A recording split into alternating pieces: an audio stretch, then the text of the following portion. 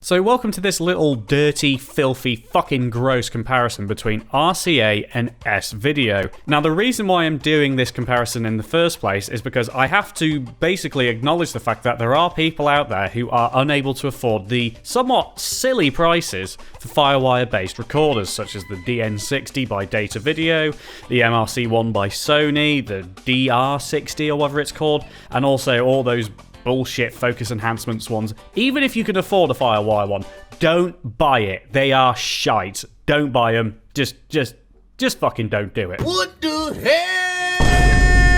Oh my God, no way, yeah. So I have to acknowledge the fact that there are people out there who can't afford the Firewire based ones. And so what do you choose? You've got the Power Play, which is I believe solely RCA. Then you've got some of the more higher end ones which can take S-Video inputs as well. So this is just purely going to be a visual looking between the two of S-Video and RCA. That's it. Now, just to kind of give you some technical details on how I did this test, I took my Sony VX1000, plugged in the RCA and the S-Video into the camera, didn't move the camera at all, didn't adjust any settings, ran it into my DSR 40p DV cam deck, which can accept S-Video and RCA, and then that spit out a DV signal, which I captured on my computer. To be fair, this is probably going to be the best that I can do, at least, the best comparison between S-Video and RCA, as this is not getting compressed, it's not being stretched, there's no weird kind of artificial work being done by the recorder. It's solely just turning an analog signal into a digital signal, then giving me a Firewire signal that I can then capture on my Mac. Realistically, this is going to be the best comparison that you're going to get for these two types of connections. Now, obviously, with the Power Play and all these different types of recorders, they're going to have their own compressions and their own artifacts and their own weird quirks. So bear that in mind, that what you'll be seeing is probably not what you're going to get from a Power Play or any of those different types of recorders. Just bear that in mind. So, I'll shut up now, I'll play the videos, and then we'll talk about them together.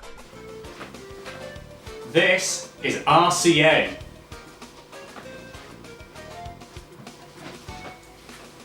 This is S-Video.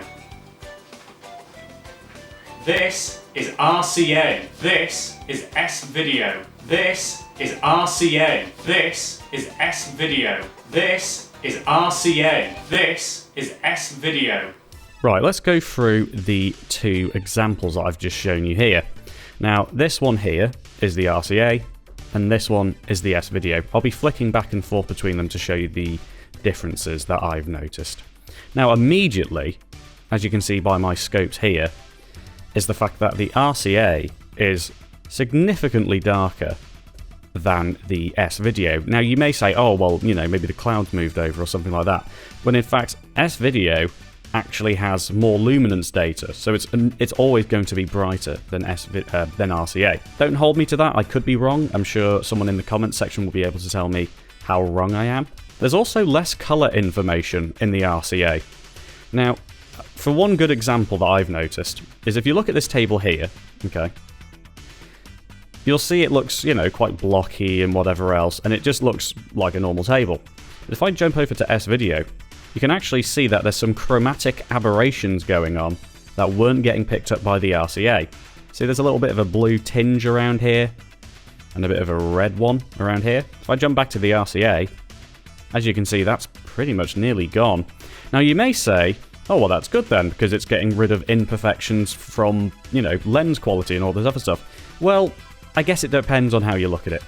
For me personally, I would want all of that information in. I wouldn't want the recorder to try and like take any of that information out, and I certainly don't want the cables taking any of that information out. I want the highest quality that I could get from the camera outside of Firewire, and that would be, for me personally, S-Video. So another thing I'll point out is the fact that there's some blockiness, some weird artifacting going on. So we got some stuff here, we got some stuff going on here, and there's some blockiness going on around here.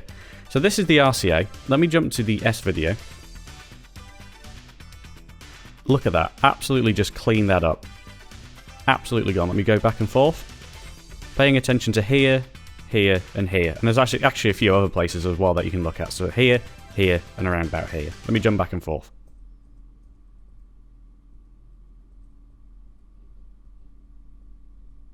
With the RCA, it really doesn't handle fine detail that well, and it just pixelates it very easily, very noticeably. But with the S-Video, it does seem to smooth certain edges out, as you can see here. It's always going to look a little bit rough, and you're going to get these kind of cross-hatching kind of artifacts. But with the RCA, it's very noticeable. It does just look like utter junk. I think, again, do you really want your footage looking like that? You know, you're already on a budget. That doesn't necessarily mean your footage has to look even more budget than that. You can easily get an S-Video cable and 2 left and right audio cables and get a really decent looking image into your little recorders. I mean, that alone would be enough for me to, like, get an S-Video cable.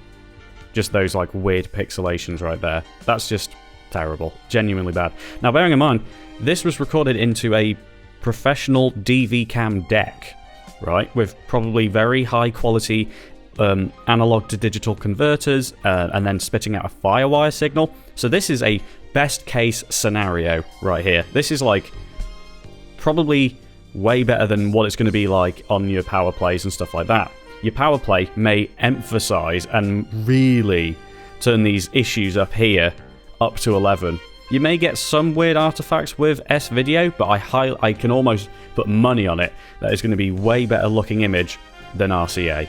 Way better.